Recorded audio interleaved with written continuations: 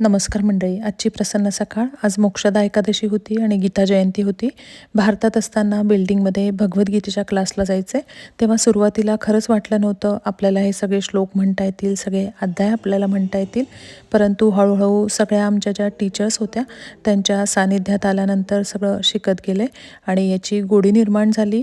मग ऑनलाईनसुद्धा ह्याचे क्लासेस केले, परीक्षासुद्धा दिल्या आणि हे सगळं करत असताना एक जाणवलं, यामुळे स्वतःमध्ये खूप सकारात्मक बदल घडून आले आणि आजूबाजूच्या वातावरणातसुद्धा आपल्याला सकारात्मकता जाणवायला लागली. तुम्हालासुद्धा भगवद्गीतेचे ऑनलाईन क्लासेस करायचे असतील तर त्याची लिंक जी आहे ती मी तुम्हाला व्हिडिओमध्ये देते आहे.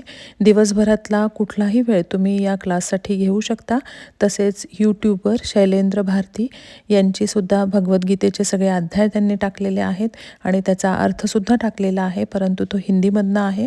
तुम्ही प्रॅक्टिससाठी त्यांचे व्हिडिओ रेफर करू शकता आणि तुम्हाला हे श्लोक म्हणता आले की तुम्हाला खूप छान वाटेल आणि गीतेचा सुद्धा अर्थ तुम्हाला समजून घेता येईल.